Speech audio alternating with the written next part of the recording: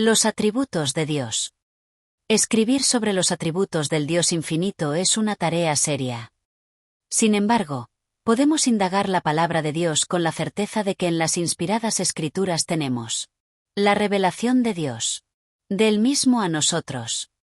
Dios nos ha revelado esas perfecciones y excelencias de su naturaleza que Él juzga como esenciales para nuestra redención, adoración y comunión con Él. Este puede ser uno de los más interesantes estudios en el reino de la doctrina bíblica. ¿Quién no se siente maravillado y conmovido al leer tales palabras como las siguientes, de la pluma inspirada del profeta Isaías? ¿A qué, pues, me haréis semejante? ¿O me compararéis? Dice el Santo. Levantad en alto vuestros ojos, y mirad quién creó estas cosas. Él saca y cuenta su ejército, a todas llama por su nombre, ninguno faltará, tal es la grandeza de su fuerza y el poder de su dominio. ¿Por qué dices, oh Jacob, y hablas tú, Israel? Mi camino está escondido de Jehová, ¿y de mi Dios pasó mi juicio? ¿No has sabido, no has oído que el Dios eterno es Jehová, el cual creó los confines de la tierra? No desfallece, ni se fatiga con cansancio, y su entendimiento no hay quien lo alcance. Isaías 40, 25-28. Tales expresiones lo engrandecen a la vez como creador y proveedor. Revelan su poder, sabiduría, providencia e inmutabilidad. Esto no es sino una porción de un capítulo del Antiguo Testamento. Cuando sumamos el Nuevo Testamento y la revelación de Dios en su Hijo Jesucristo, tenemos una fuente rica y viviente de la cual entendemos las propiedades y virtudes de nuestro Dios. No es fácil categorizar los atributos de Dios. Hay claramente dos clases generales, pero palabras propias para distinguirlos son difíciles de encontrar. Una clase solo la posee Dios, otra clase la puede poseer el hombre hasta cierto punto. La clase que tiene solo Dios, la llamamos atributos absolutos. La clase que puede ser compartida con nosotros, la llamamos atributos morales. Atributos absolutos. 1. Existencia propia. Porque como el Padre tiene vida en sí mismo, así también ha dado al Hijo el tener vida en sí mismo. Juan 5, versículo 26. Dios es la fuente absoluta de toda vida y ser, la causa sin causa. Él no es uno en una serie de emanaciones, como muchos han equívocamente enseñado. Él es el eterno Dios viviente, creador de todos los seres y las cosas que han existido jamás. Y Él es antes de todas las cosas. Y todas las cosas en Él subsisten. Colosenses 1, versículo 17. Dios no depende de ninguna fuente para su ser o esencia, por lo tanto tiene existencia propia. 2. Inmutabilidad. Porque yo Jehová no cambio. Malaquías 16. Toda buena dádiva y todo don perfecto desciende de lo alto, del Padre de las luces, en el cual no hay mudanza, ni sombra de variación. Santiago 1, versículo 17. De nuestro Señor Jesucristo nos encanta citar. Jesucristo es el mismo ayer, y hoy, y por los siglos. Hebreos 11, versículo 8. Las cláusulas en el cual no hay mudanza y Jesucristo es el mismo. Son incondicionales. Por lo tanto, la invariabilidad de igualdad están aplicadas a todos los atributos divinos. Es muy reconfortante para el creyente saber que los pactos y promesas de Dios son tan confiables como los fundamentos del cielo. En la oración de Salomón en la dedicación del templo, él declaró: Bendito sea Jehová que ha dado paz a su pueblo Israel, conforme a todo lo que él había dicho. Ninguna palabra de todas sus promesas que expresó por Moisés su siervo ha faltado. Primera de Reyes 8, versículo 56. El hombre varía de día en día, su obediencia no es constante. Las acciones y actitudes negativas del hombre pueden disminuir la experiencia de bendiciones condicionales para él, pero esto no contradice la fidelidad de Dios. A través de la boca de Malaquías, Dios habló en son de reproche y exhortación. Desde los días de vuestros padres os habéis apartado de mis leyes, y no las guardasteis. Volveos a mí, y yo me volveré a vosotros, ha dicho Jehová de los ejércitos, Jehová Sabaoth.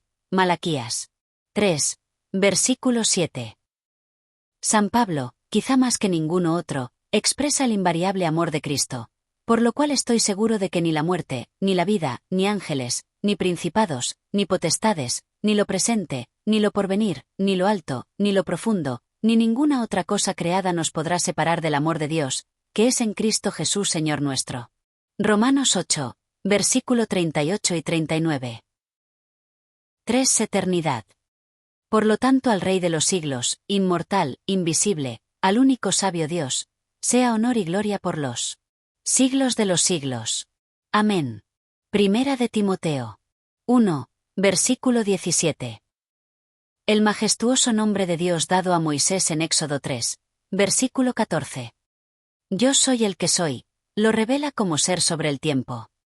El salmista exclamó: desde el siglo y hasta el siglo, tú eres Dios. Salmista 90, versículo 2b. Su existencia, para expresarlo desde una perspectiva humana, es desde la eternidad pasada hasta la eternidad futura. Juan el apóstol cita respecto al Señor: yo soy el Alfa y la Omega, principio y fin. Dice el Señor. El que es y que era y que ha de venir. El Todopoderoso. Apocalipsis 1, versículo 8. Las mismas declaraciones de eternidad brotan de la boca de Jesús en Apocalipsis 22, versículo 13. El eterno Dios es el dador de vida eterna a través de su eterno Hijo. El que tiene al Hijo, tiene la vida. Primera de Juan 5, versículo 12. 4. Omnipresencia. ¿Soy yo Dios de cerca solamente, dice Jehová, y no Dios desde muy lejos? ¿Se ocultará alguno?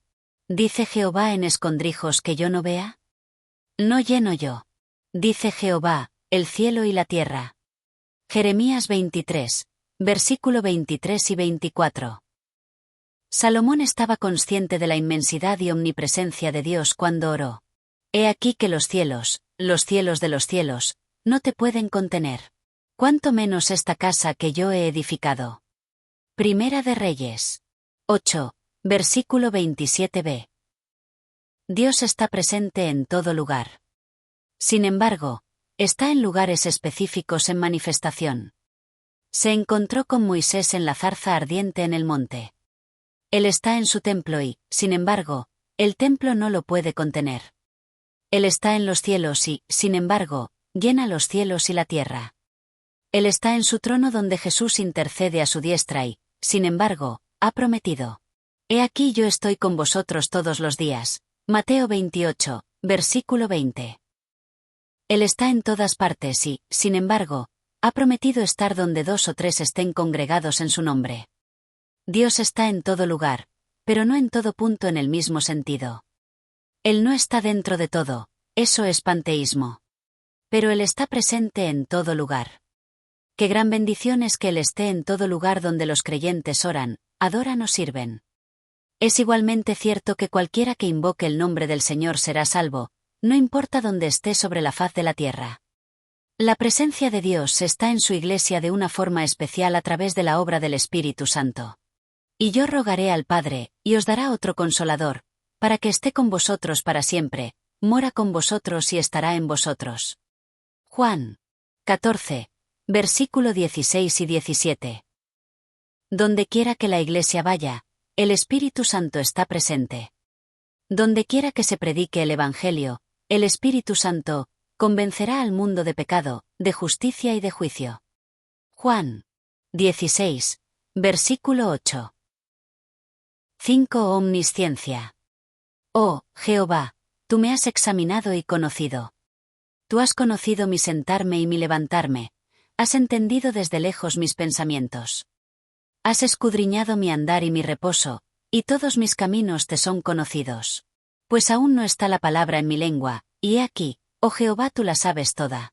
Salmos 139, versículos 1 al 4.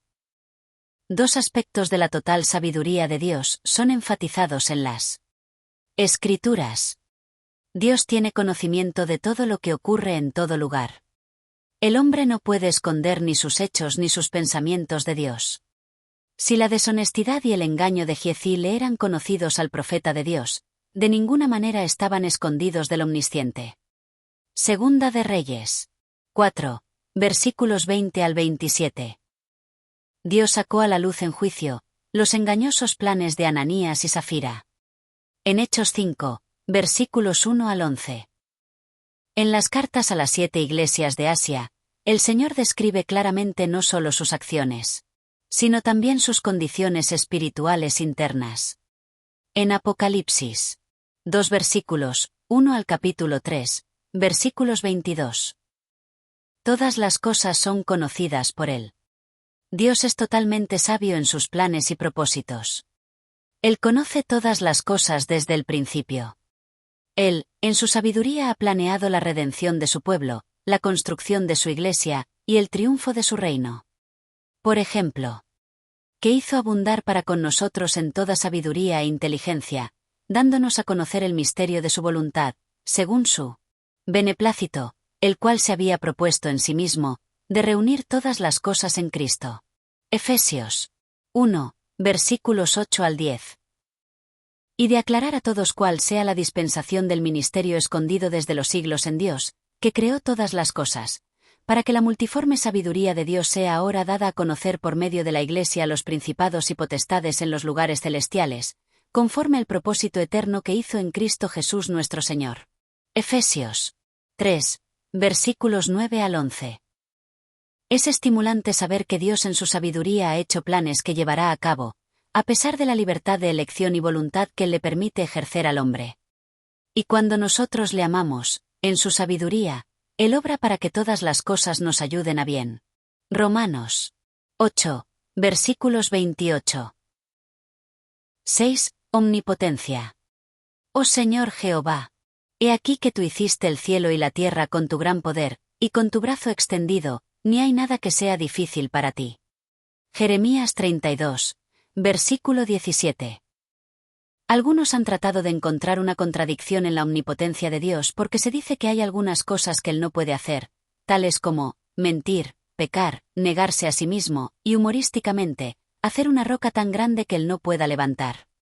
Esto no es una limitación de su poder, sino una limitación propia de su voluntad.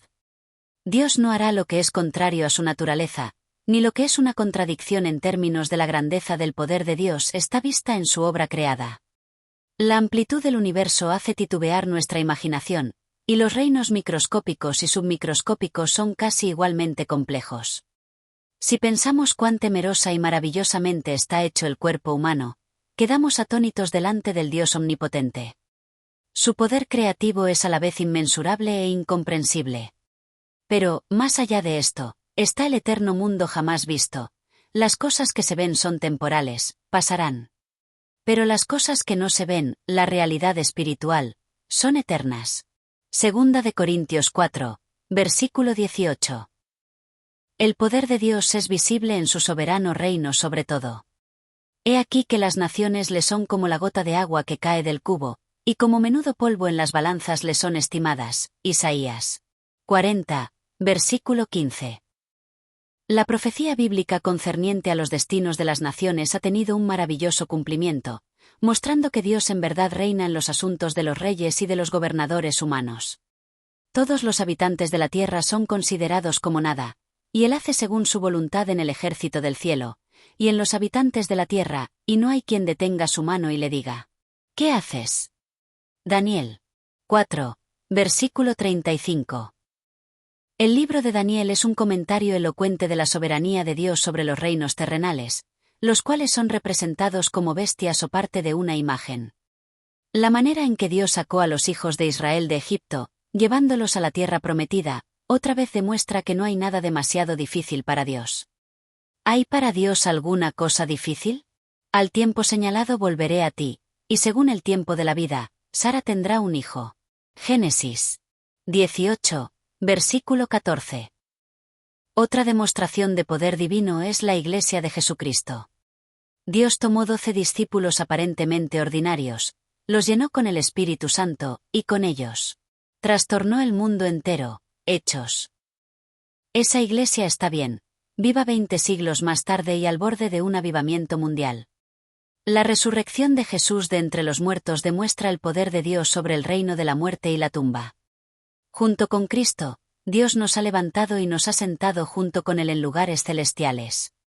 No ceso de dar gracias por vosotros, haciendo memoria de vosotros en mis oraciones, para que el Dios de nuestro Señor Jesucristo, el Padre de gloria, os dé espíritu de sabiduría y de revelación en el conocimiento de Él, alumbrando los ojos de vuestro entendimiento, para que sepáis cuál es la esperanza a que Él os ha llamado, y cuáles las riquezas de la gloria de su herencia en los santos, y cuál la supereminente grandeza de su poder para con nosotros los que creemos, según la operación del poder de su fuerza, la cual operó en Cristo, resucitándole de los muertos y sentándole a su diestra en los lugares celestiales. Efesios 1, versículos 16 al 20. Dios es soberano sobre ángeles y sobre Satanás mismo. Dios reina en el cielo, sobre la tierra, y debajo de la tierra. El que hizo todas las cosas y gobierna todos los reinos, puede tratar cualquier problema que acosa a su pueblo. 7. Soberanía. Ya hemos visto la soberanía de Dios sobre las naciones y el reino invisible. En este punto, una consideración especial debe dársele a la antigua controversia sobre la soberanía de Dios ante el libre albedrío del hombre. San Pablo escribe en Efesios: según nos escogió en él antes de la fundación del mundo, para que fuésemos santos y sin mancha delante de él, en amor habiéndonos predestinado para ser adoptados hijos suyos, según el puro afecto de su voluntad. Efesios 1, versículos 4 al 5. Este pasaje parece inferir que todo resulta de la voluntad de Dios. Por otro lado, Juan, en el capítulo 22 de Apocalipsis, cita a Jesús en su última apelación al hombre: y el que quiera, tome del agua de la vida gratuitamente. Apocalipsis 22, versículo 17b. Este pasaje dice claramente que el agua de vida está disponible para cualquiera, sobre la base de elección y libre albedrío humano. Indiscutiblemente, las doctrinas de elección y predestinación están en la Biblia. Por otra parte, tenemos las palabras de Jesús mientras lloraba sobre Jerusalén: Jerusalén, Jerusalén, ¿cuántas veces quise juntar a tus hijos, y no quisiste? Mateo 23, versículo 37. Otra vez: y no queréis venir a mí para que tengáis vida. Juan 5, versículo 40. Y otra vez: todo aquel que en él cree no se pierda más, tenga vida eterna. Juan 3, versículo 16. En verdad, la Biblia enseña ambas posiciones. Dios es soberano, pero no arbitrario. El hombre tiene libre elección y voluntad con ciertas limitaciones.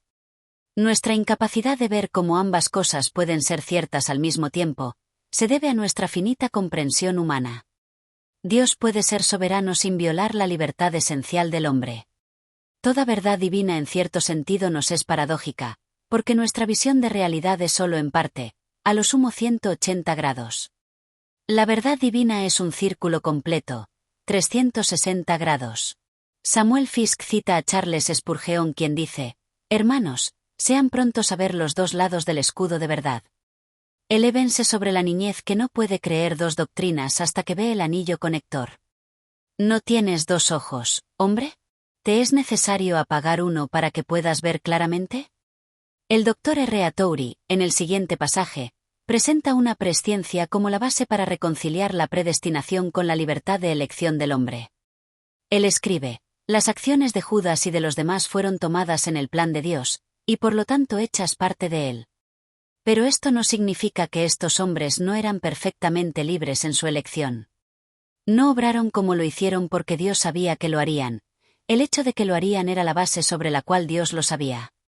La presciencia no determina las acciones del hombre más su conocimiento posterior. El conocimiento está determinado por el hecho, no el hecho por el conocimiento. Dios sabe desde la eternidad qué hará cada hombre, si dará lugar al Espíritu Santo y aceptará a Cristo, o si resistirá al Espíritu y rehusará a Cristo. Aquellos que lo recibirán están destinados a la vida eterna. Si alguno se pierde es simplemente porque no querrá venir a Cristo y por lo tanto obtener la vida eterna. Juan 5, versículo 40. El que quiera puede venir. Apocalipsis 22, versículo 17.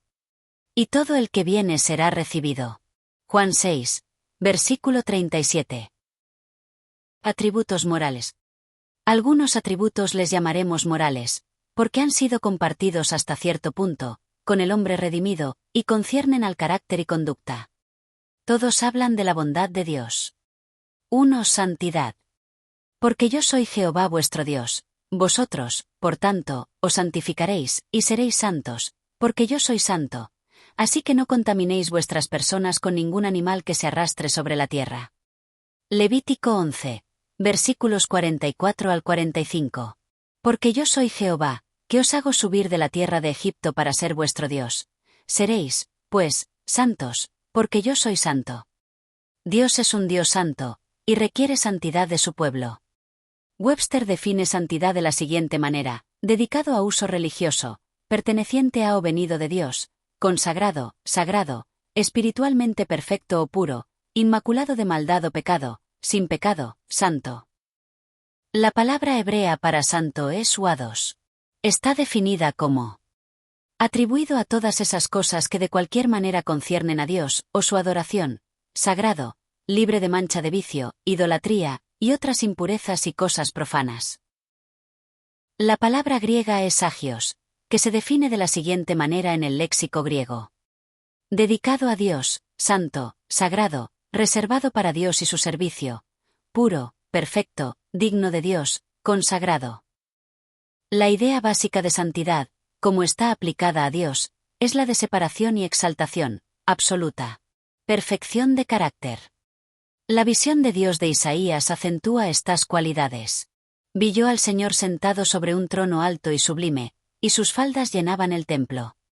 Por encima de él había serafines, y el uno al otro daba voces, diciendo: Santo, Santo, Santo, Jehová de los ejércitos, toda la tierra está llena de su gloria. Entonces dije: ¡ay de mí! Siendo hombre inmundo de labios, han visto mis ojos al Rey, Jehová de los ejércitos. Isaías 6, versículo 13.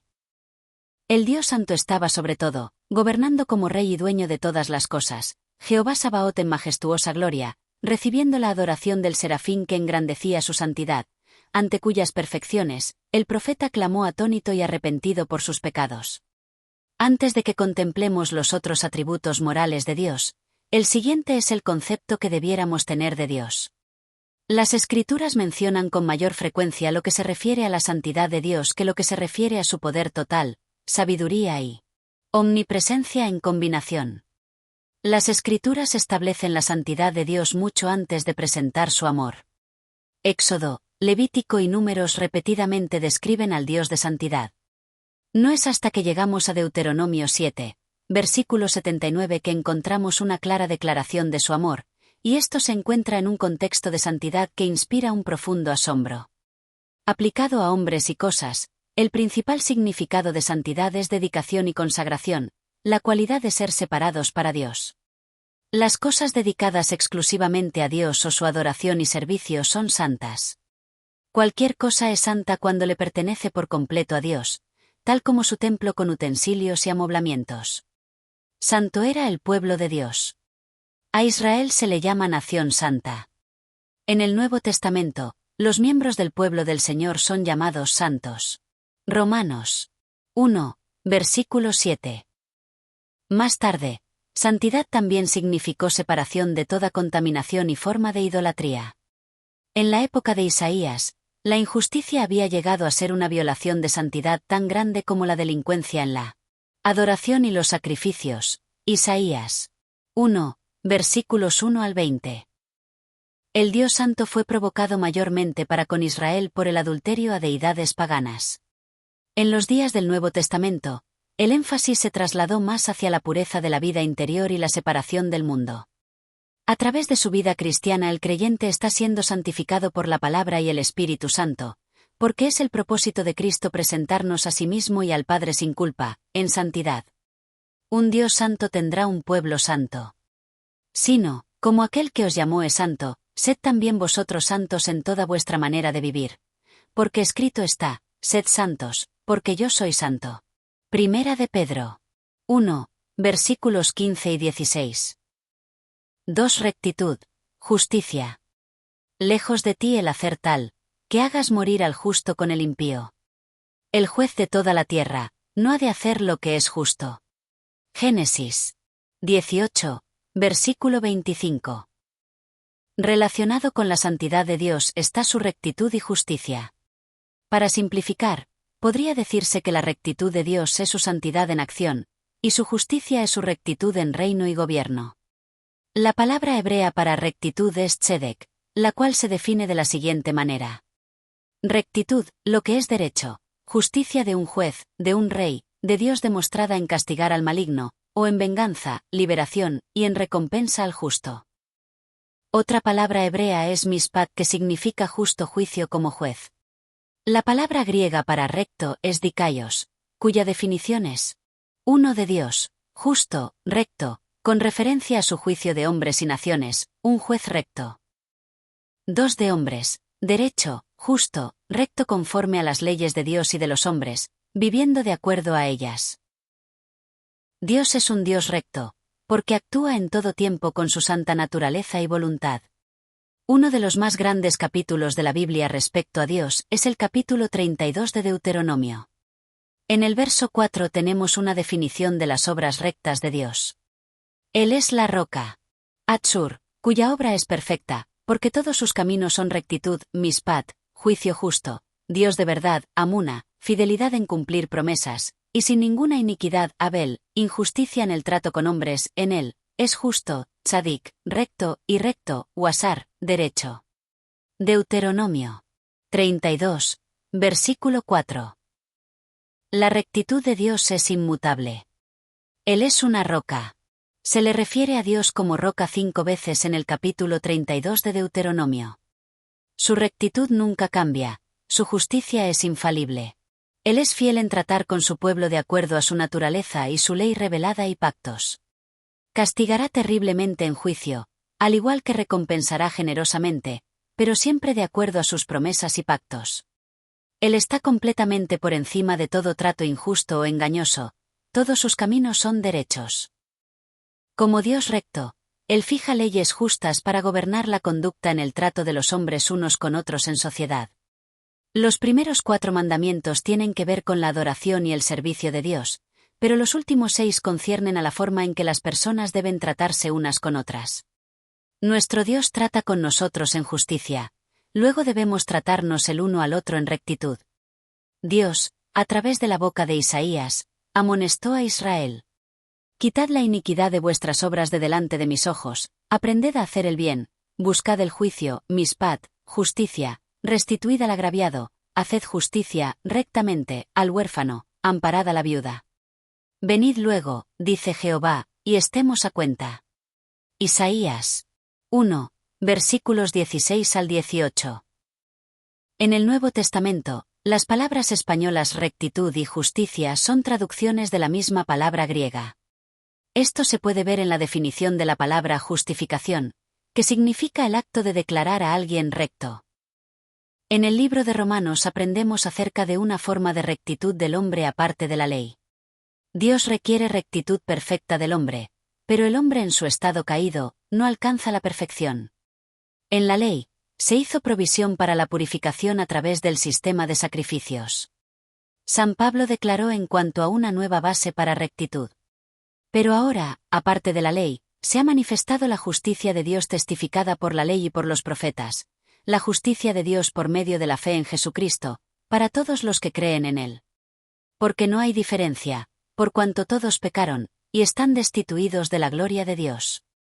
La gloria de Dios es su santidad, siendo justificados gratuitamente por su gracia, mediante la redención que es en Cristo Jesús, a quien Dios puso como propiciación por medio de la fe en su sangre, para manifestar su justicia, a causa de haber pasado por alto, en su paciencia, los pecados pasados, con la mira de manifestar en este tiempo su justicia, a fin de que Él sea el justo y el que justifica al que es de la fe de Jesús.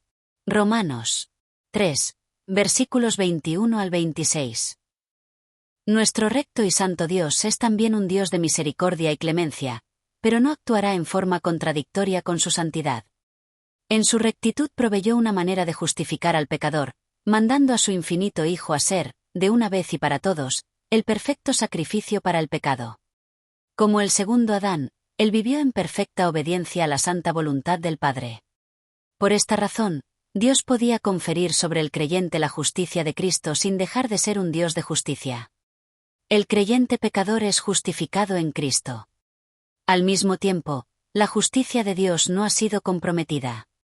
Debemos recordar, sin embargo, que somos justos en Cristo, justificados, pues, por la fe, tenemos paz para con Dios por medio de nuestro Señor Jesucristo. Romanos 5, versículos 1. 3. Amor. Misericordia, bondad. El que no ama, no ha conocido a Dios, porque Dios es amor.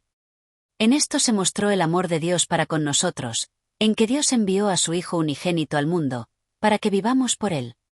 En esto consiste el amor. No en que nosotros hayamos amado a Dios, sino en que Él nos amó a nosotros, y envió a su Hijo en propiciación por nuestros pecados.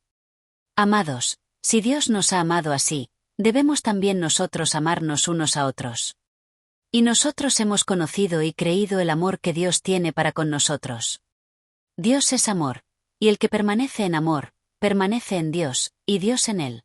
Primera de Juan 4, versículos 8 al 11 y 16. Quizá todos los atributos morales de Dios están encerrados en estos dos, su santidad y su amor. En su santidad Él es inalcanzable, en su amor Él nos alcanza a nosotros.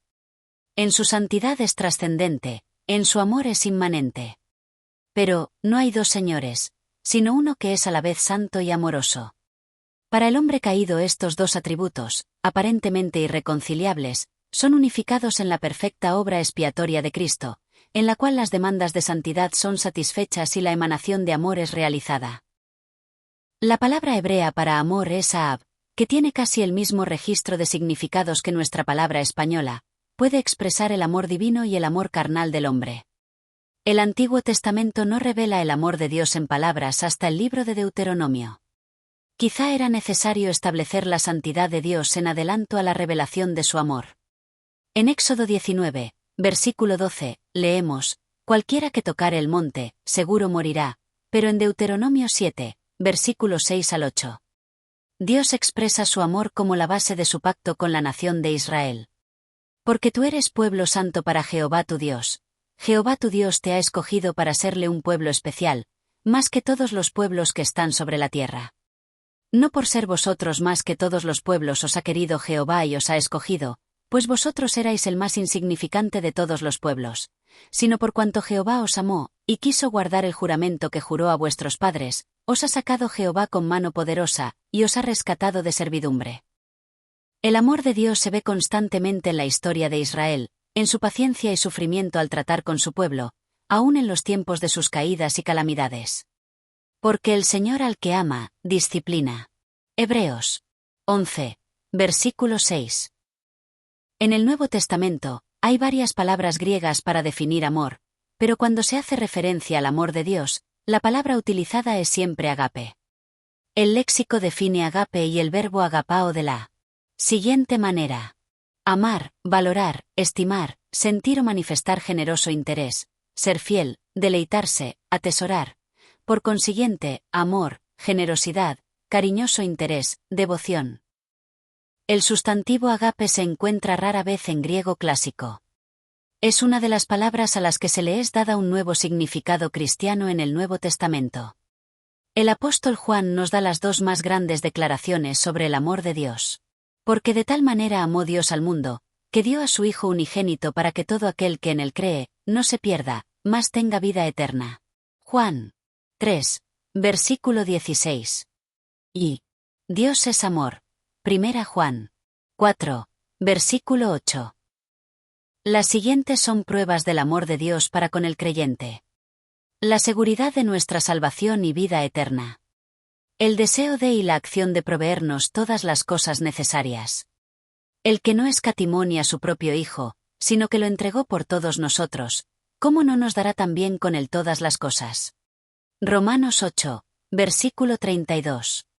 Toda buena dádiva y todo don perfecto desciende de lo alto, del Padre de las luces, en el cual no hay mudanza, ni sombra de variación.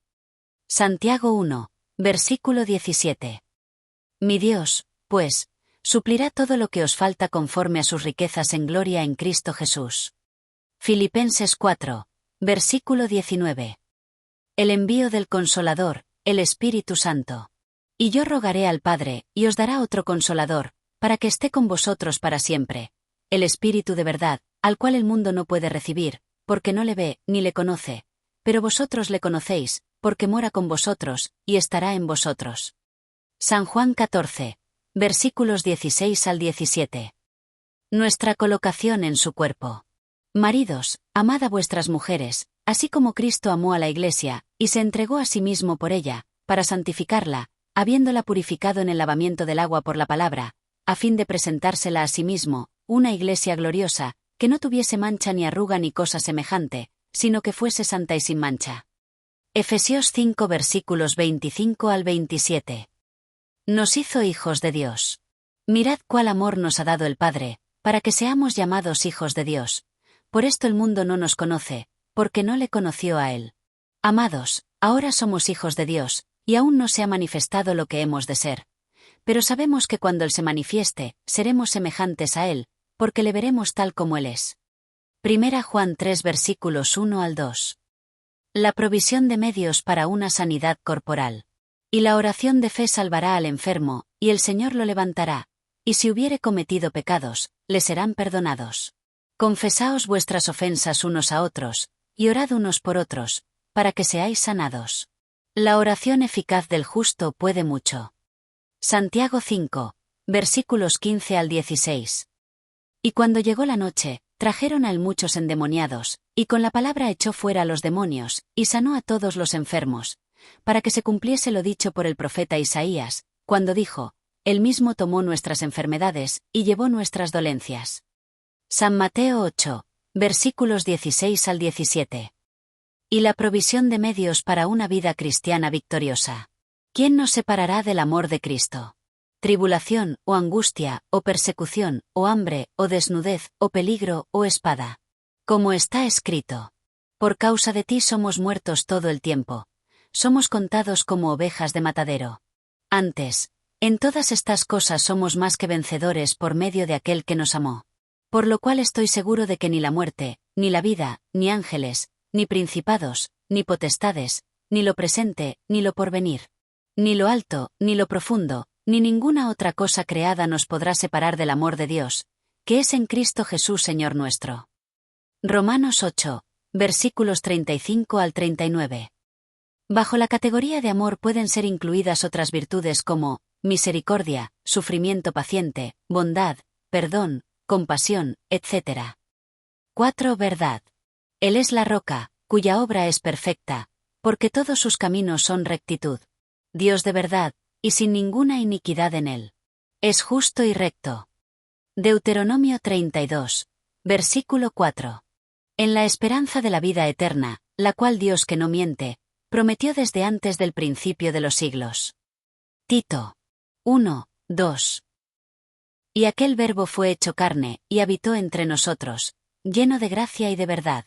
Juan 1, versículo 14. Yo soy el camino, y la verdad y la vida.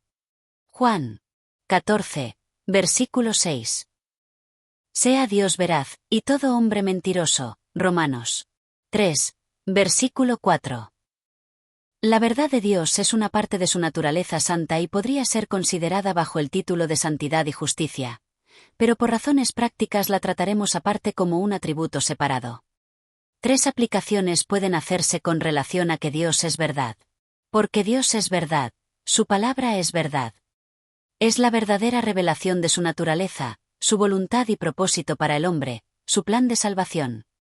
Sus promesas y pactos fueron hechos en verdad y son infaliblemente dignos de confianza. Para siempre, oh Jehová, permanece tu palabra en los cielos. Salmos 119, versículo 89. Santifícalos en tu verdad, tu palabra es verdad. San Juan 17, versículo 17. Dios es verdad porque Él es el único verdadero objeto de la adoración del hombre.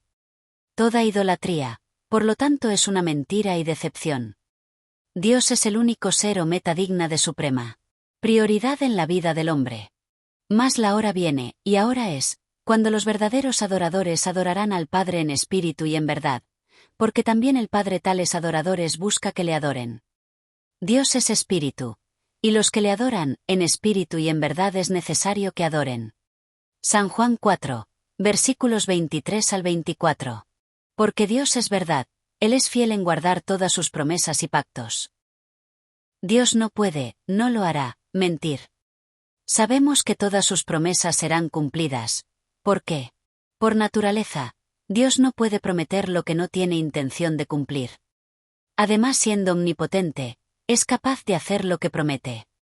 Debemos entender, sin embargo, que muchas promesas son condicionales a cierta obediencia de nuestra parte. Si desobedecemos, Dios no es infiel al detener la bendición prometida.